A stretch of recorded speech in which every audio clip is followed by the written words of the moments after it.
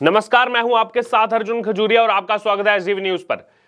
तो प्रधानमंत्री नरेंद्र मोदी ने जब से संसद में कहा है कि बीजेपी जो है वो इस बार 370 सीटें लेकर के आ रही है, एनडीए 400 पार आ रही है, तो कहीं ना कहीं पूरे देश भर में ये लगातार जो है वो देखा जा रहा है कि क्या असल में बीजेपी इतनी सीटें जीतने जा रही है या फिर केवल ये चुनाव से पहले जो है इतना कॉन्फिडेंस जो है वो दिखाया जा रहा है कि हम तो तीसरी बार सरकार बनाने जा ही रहे हैं।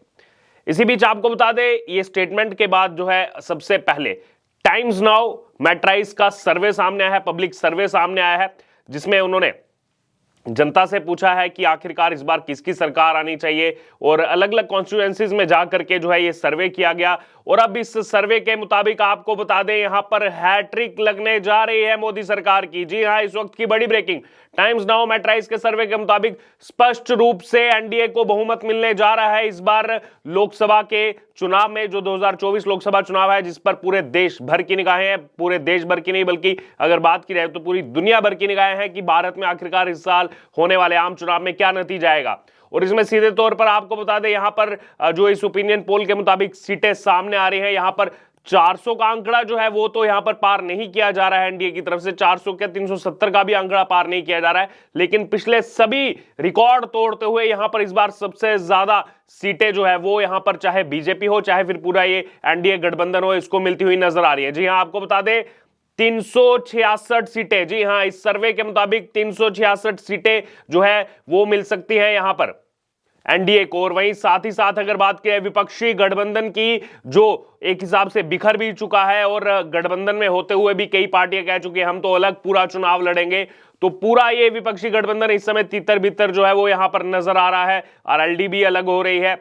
इसी बीच विपक्षी गठबंधन, जिसको ये लग रहा था कि जो 543 कुल सीटें उसमें से 272 चाहिए सरकार बनाने के लिए, कि कैसे तैसे करके कुछ भी करके वो 272 सीटों तक पहुंचा जाए, लेकिन 272 तो छोड़िए, 200 तो छोड़िए, 150 छोड़िए, 104 सीटें यहां पर विपक्षी गठबंधन को मिलती हुई नजर आ रही है इस ओपिनियन पोल के मुताबिक, जो टाइम्स नाउ मैट्राइस की तरफ से किया गया। और वहीं अन्य के खाते में, अदर्स के खाते में जो है यहां पर 73 सीटें इस बार मिलती हुई नजर आ रही है। अभी जो मौजूदा स्थिति है, मौजूदा स्थिति आपको बता दें, मौजूदा स्थिति के हिसाब से यहां पर बेशक अगर विपक्ष ये कहना चाहे कि हमारी 11 सीटों का इजाफा हो रहा है, जैसे जो भी ये विपक्षी गठबंधन है आईएनडीआईए, उसमें 104 सीटें अगर मिलती नजर आ रही हैं, अभी उनके पास जो है 93 सीटें हैं लोकसभा की।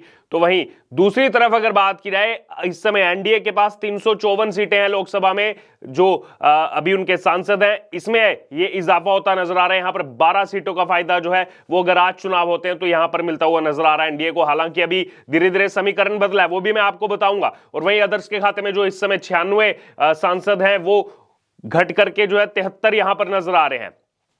अब यहां पर सीधे तौर पर अगर बात की जाए, 4% बीजेपी के वोट शेयर में इजाफा होता नजर आ रहा है। अब आपको स्टेट वाइज भी यहां पर लेकर के चलेंगे। सबसे पहले अगर बात की जाए उत्तर प्रदेश की, जो कहा जाता है कि उत्तर प्रदेश से ही दिल्ली का रास्ता होकर के गुजरता है, 80 सीटें हैं उत्तर प्रदेश में, और कहीं ना कहीं जो उत्तर प्रदेश से लीड लेकर के जाता है उसकी एक बहुत बड़ी भूमिका रहती है इस रिजल्ट में, जो है वो परिवर्तित होता नजर आ रहा है। तो यहां पर उत्तर प्रदेश का आपको बता दें जो आंकड़ा सामने आ रहा है, 80 में से आईएनडीआईए जो यहां पर विपक्षी गठबंधन है, केवल 3 सीटें मिलती नजर आ रही हैं। जी हां, केवल 3। और बीजेपी और साथ ही साथ जो अलायंस यहां पर है एनडीए को 77 सीटें जो है वो उत्तर प्रदेश में मिलती हुई नजर आ रही हैं। फिर चलते हैं बिहार की तरफ, क्योंकि बिहार में भी काफी ज्यादा घमासान मचा हुआ है। विपक्षी गठबंधन की नींव उस बिहार से रखी गई, नीतीश कुमार ने उस नींव को रखा, लेकिन अब खुद ही उस नींव को रखने वाले नीतीश कुमार जो है वो अलग होकर के एनडीए के साथ आ चुके हैं। हाल ही में उन्होंने प्रधानमंत्री नरेंद्र मोदी से मुलाकात की है दिल्ली के अंदर, और उसके बाद ये बयान दिया कि अब हम कहीं नहीं जाएंगे। 2 बार हो गया कि हम इधर उधर चले गए, आगे पीछे चले गए, अब ऐसा नहीं होने वाला है। और यहां पर ये जो मूव किया गया बिहार में चुनाव से ठीक पहले, इससे कहीं ना कहीं फायदा बीजेपी को होता हुआ सीधे तौर पर नजर आ रहा है, एनडीए को सीधे तौर पर नजर आ रहा है, क्योंकि 40 में से विपक्षी गठबंधन, जिसमें कांग्रेस है, आरजेडी है, लेफ्ट है यानी कि वामदल है, इनको 40 में से केवल 5 सीटें मिलती हुई नजर आ रही हैं। और जो यहां पर अलायंस है एनडीए का, चाहे फिर उसमें बिहार के अंदर अगर बात करें बीजेपी है, जेडीयू है, चाहे यहां पर चिराग पासवान की पार्टी है, 35 सीटें इनको 40 में से मिलती हुई नजर आ रही है, 35 सीटें। तो आप सोच सकते हैं क्यों ये मास्टर स्ट्रोक चुनाव से ठीक पहले खेला गया बीजेपी की तरफ से। उसके बाद आगे बढ़ते हैं महाराष्ट्र की तरफ, क्योंकि महाराष्ट्र में भी 48 सीटें हैं, 48 सीटें हैं। तो यहां पर जो INDIA विपक्षी गठबंधन है उसको भी एक बड़ा झटका लगा जब हाल ही में यहां पर जैसे एनसीपी जो टूटे, और उसके बाद जो यहां पर बहुमत के आधार पर अजीत पवार को जो है पार्टी का सिंबल और साथ ही साथ नाम मिल चुका है और वो भी एनडीए का हिस्सा बन चुके हैं। तो यहां पर एनडीए को महाराष्ट्र में 48 में से 39 सीटें यानी कि 39 सीटें मिलती हुई नजर आ रही है, और वहीं विपक्ष के खाते में 10 से भी कम सीटें आ रही हैं, केवल 9 सीटें आ रही हैं। फिर आगे बढ़ते हैं तेलंगाना की तरफ। तेलंगाना जहां पर 17 सीटें हैं, यहां पर काफी मिला जुला जो है ओपिनियन पोल देखने को मिल रहा है। तेलंगाना की अगर बात की तो बीजेपी प्लस को यहां पर 5 सीटें मिलती नजर आ रही हैं। वहीं विपक्षी गठबंधन को अभी हाल ही में उन्होंने सरकार बनाई, इसलिए उनको जो है 17 में से 9 सीटें यहां पर मिलती हुई नजर आ रही हैं। 5 सीटें बीजेपी को मिलती नजर आ रही है, जबकि 2 सीटें बीआरएस को मिलती हुई नजर आ रही है और 1 सीट AIMIM यानी कि ओवैसी की पार्टी ऑल इंडिया मजलिस इत्तेहादुल मुस्लिमीन को 1 सीट मिलती हुई नजर आ रही है। फिर आगे बढ़ते हैं कर्नाटक की तरफ। जो कांग्रेस को लग रहा है कि हम तो है दक्षिण भारत में सफाया कर देंगे बीजेपी का, लेकिन ऐसा बिल्कुल भी नहीं होने वाला है, क्योंकि कर्नाटक से जो ओपिनियन पोल सामने आ रहे हैं कहीं ना कहीं चौंका देगा कांग्रेस पार्टी को। क्योंकि हाल ही में जो वहां पर सरकार बनाई पिछले साल कांग्रेस ने, उससे उसको लग रहा था कि ज्यादातर सीटें हम लेकर के आएंगे, लेकिन ऐसा लोकसभा में परिवर्तित होता हुआ नजर नहीं आ रहा है, क्योंकि 28 सीटें और 28 में से विपक्षी गठबंधन को 5 सीटें मिलती हुई नजर आ रही हैं। वहीं 23 सीटें एनडीए के खाते में, जिसमें से 2 सीटें जेडीएस और 21 सीटें बीजेपी को मिलती नजर आ रही है। जहां कांग्रेस को लग रहा था बीजेपी कुछ भी नहीं लेकर के आएगी कर्नाटक से, और कर्नाटक की जनता लगातार खफा चल रही है कांग्रेस पार्टी से, क्योंकि कांग्रेस पार्टी ने चुनाव जीतने के बाद ही कह दिया था कि हमारे पास तो 1 साल तक कुछ भी करने के लिए पैसा नहीं है, हम कोई डेवलपमेंट प्रोजेक्ट नहीं कर सकते कर्नाटक के अंदर।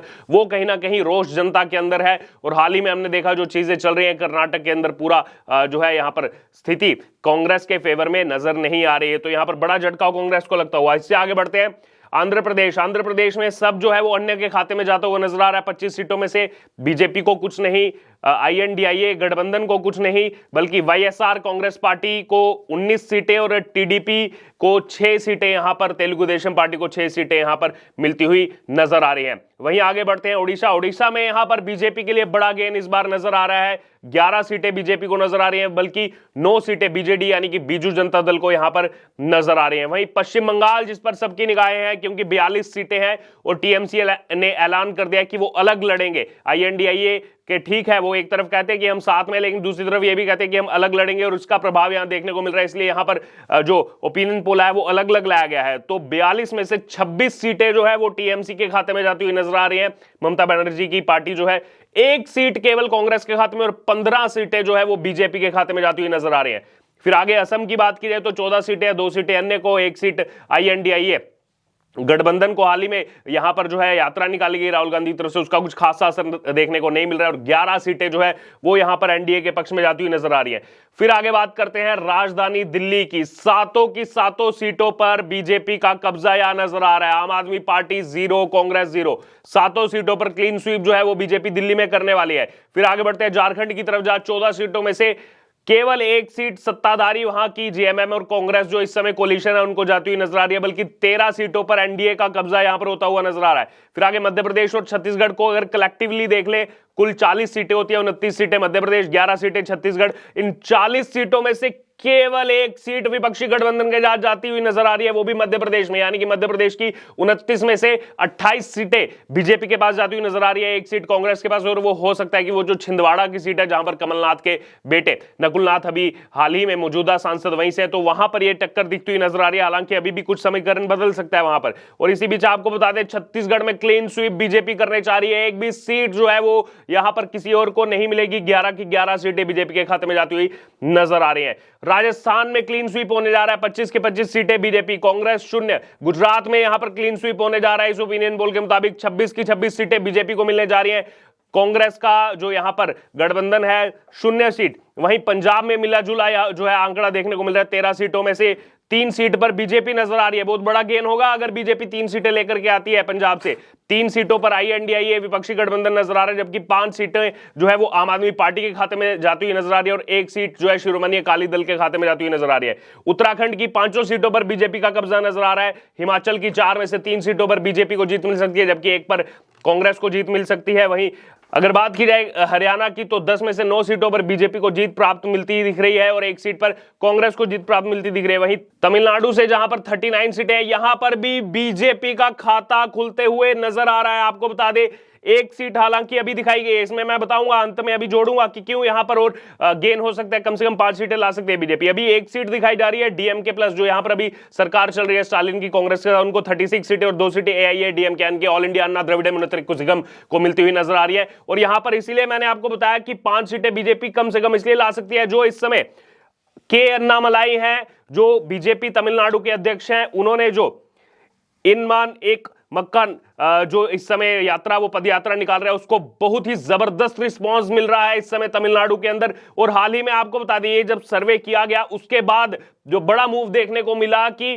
पूर्व 18 सदस्य और ऐसे 18 सदस्य जिसमें से 17 farmer member of legislative assembly यानी कि 17 पूर्व विधायक और एक पूर्व सांसद को कल ही के अन्नामलाई ने दिल्ली में बीजेपी हेडक्वार्टर में भारतीय जनता पार्टी की सदस्यता दिलाई है। यानी कि जो पूर्व में चुनाव जीते हुए 17 विधायक और एक एमपी जो अलग अलग पार्टियों से आते हैं, कोई डीएमके से आता है, कोई कांग्रेस से आता है, कोई एआईएडीएमके से आता है, इन 18 सदस्यों को जो है बीजेपी की सदस्यता दिलाई है, जिससे एक बड़ा गेम चेंजर जो है तमिलनाडु में होता हुआ नजर आएगा और यहां पर ये आंकड़े और बदलते हुए नजर आएंगे। हालांकि अभी तक के हिसाब से ही बीजेपी फिर से सरकार बनाने जा रही है, एनडीए तीसरी बार सत्ता में आती हुई नजर आ रही है टाइम्स नाउ मेट्राइज सर्वे के मुताबिक। बहरहाल आपका क्या कहना है? जो यहां पर सीटें दिखाई गई हैं, एनडीए 366, आईएनडीआई 104, अदर्स के खाते में 73, आपको क्या लग रहा है अभी धीरे धीरे जैसे चुनाव नजदीक आएगा क्या इसमें बदलाव देखने को मिल सकता है? क्या एनडीए वो 400 के आंकड़े को टच कर सकती है जिसकी बात लगातार यहां पर की जा रही है, या फिर इसमें और क्या बदलाव हो सकता है? जरूर आप हमारे साथ कमेंट बॉक्स में शेयर करें और इससे जुड़े तमाम अपडेट के लिए बने रहें एसडीवी न्यूज के साथ।